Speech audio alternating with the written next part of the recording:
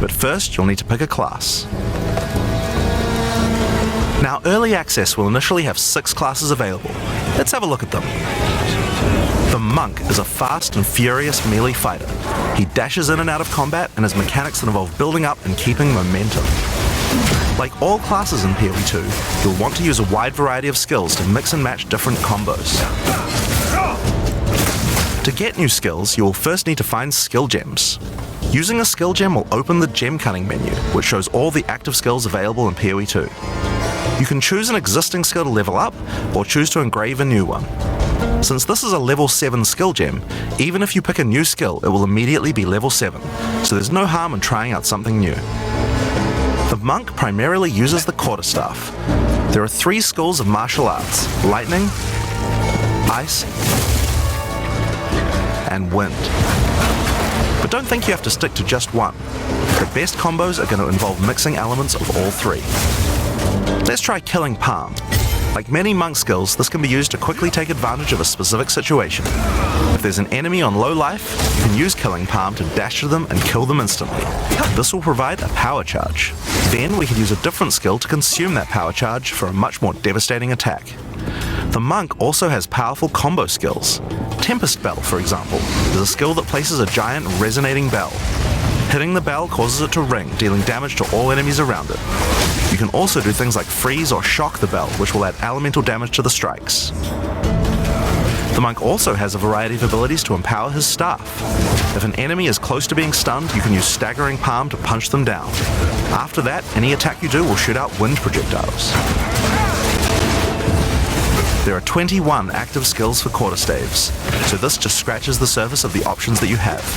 By endgame, you'll be dashing from pack to pack, spewing projectiles and obliterating screens of enemies with huge combo attacks.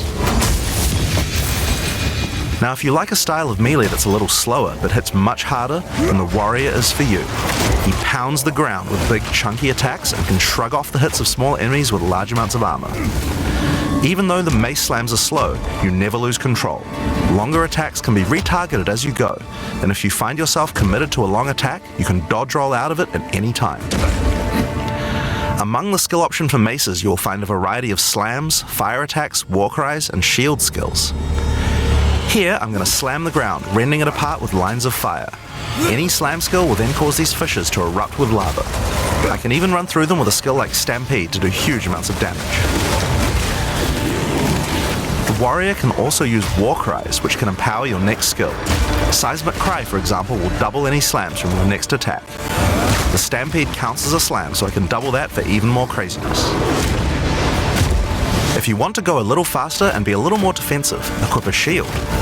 In PoE 2, you can raise your shield at any time to block all damage from the front, even spells. While holding up your shield, your stun meter will build as you take damage, so be careful. If it reaches 100%, your stance will break and you will be vulnerable. Some enemies also have unblockable attacks, which are indicated by this red flash. If you see one of these coming, make sure to dodge out of the way.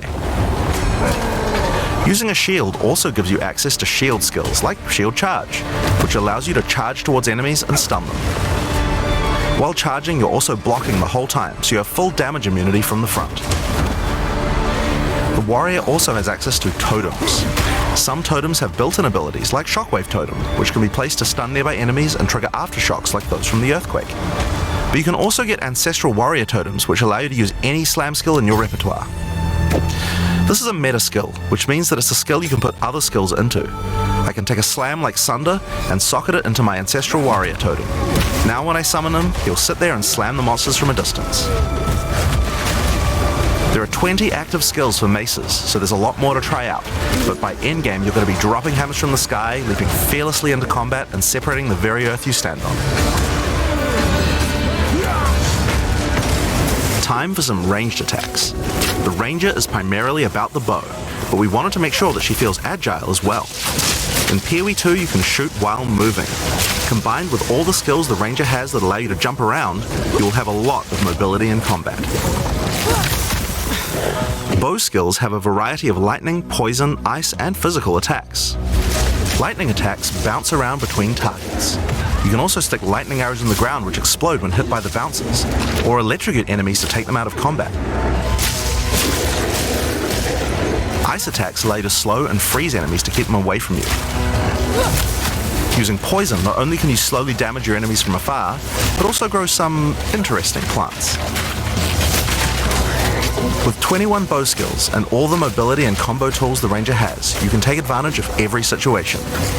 By endgame, you'll be creating hundreds of arrows, be they falling from the sky, bouncing around between enemies, or spraying out of tornadoes. You might have noticed in the bottom left of the screen that the flask slots look a little different. In PoE 2, you have one dedicated life flask slot and one mana flask slot.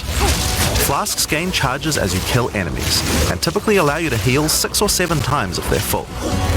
But that's not the only thing you can use charges for.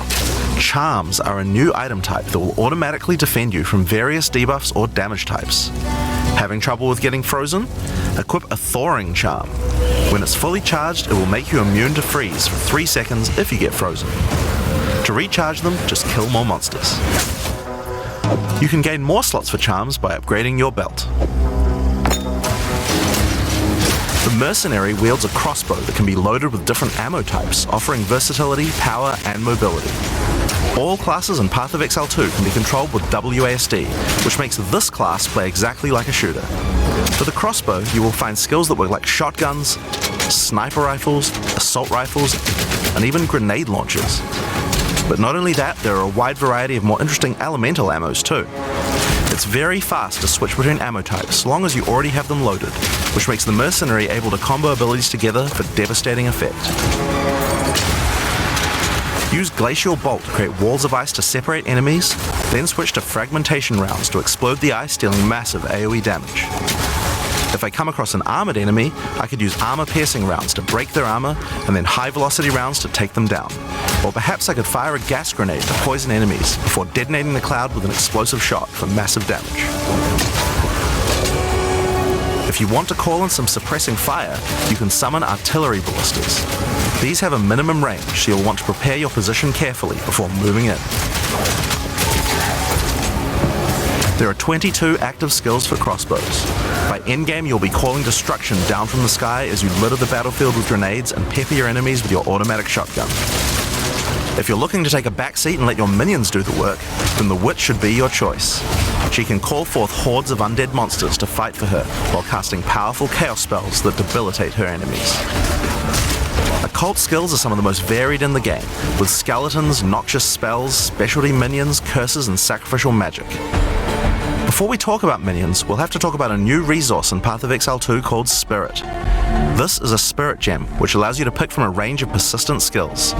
All classes have a variety of these skills which can add some very interesting effects, like Arctic Armor, which does cold damage to enemies that hit you, or Raging Spirits, which summon fiery skulls each time you cast a fire spell. For the Witch though, we'll want to be using our spirit to create permanent minions. These minions will be revived automatically when they die, so you don't have to worry about resummoning them all the time. Here I'm using the skill screen to allocate which minions I would like in my horde. You can see the spirit cost of each one. Skeletal warriors are cheap but weak, useful for tanking damage and distracting enemies. But I want more heavy hitters in my army, so I'm going to unsummon some warriors and instead add skeletal arsonists. Permanent minions come with special active abilities called command skills. You can order these guys to detonate your own minions for even more damage and area of effect. If you want a bigger army, you'll need a scepter. This new weapon type is imbued with even more spirit, allowing you to summon even more friends. And if you want an even bigger army than that, you can take advantage of corpses to summon true hordes of minions. But what can a witch do while her army is at work? Well, she has a range of chaos spells to spread disease amongst your enemies, or bone skills to impale them. Or, you could curse them to make them weaker so your horde can take them down. There are 25 active occult skills. By the endgame, you will be the leader of a fearsome army of the dead, consuming everything in its path. The sorceress bends the elements to her will, using them to unleash devastation on her foes. This classic spellcaster weaves a flurry of elemental magic from afar. The elemental skills have everything you might expect and more. Fireballs, icy explosions, lightning storms, you get the idea. Each spell is unique and has many different ways to build and combo with others, even between different elements. For example, Flame Wall conjures a burning line that not only damages enemies, but also empowers all projectiles that pass through it. If you place a wall and fire lightning sparks through it, they'll gain extra fire damage. It's a good idea to take advantage of the ability to automatically swap weapons when you use certain skills. Having a special staff with bonuses to fire skills and another with bonuses to lightning skills can really power up a combo like this. The sorceress can also take advantage of powerful trigger gems. For example, you could grab the Cast and Ignite gem and use it with Firestorm. As you ignite enemies, a counter will go up in the top left corner. When it's full, a Firestorm will automatically be cast at the enemy that was ignited. There are 25 active elemental skills. By endgame, you'll be firing off projectiles left and right as you rain down elemental storms on your foes. Now, those are the characters that will be available at the start of Early Access, but we will be adding 6 more character classes with just as many skills and options as these. There's a lot more to come. There's one more important thing to mention about skills. Even though we talk about them as belong to each class, in reality there are no restrictions. You can use all these skills on any class so long as you have the attributes. For example, a poison ranger might want to try out using occult curses to increase her poison damage, or a monk might want to trigger elemental ice walls to use with his glacial cascade combo. The possibilities for cross-class combos are practically unlimited. We're looking forward to what kind of things you guys might find. Now, Path of Exile is a game known for build customization, and we haven't even scratched the surface of what is possible yet.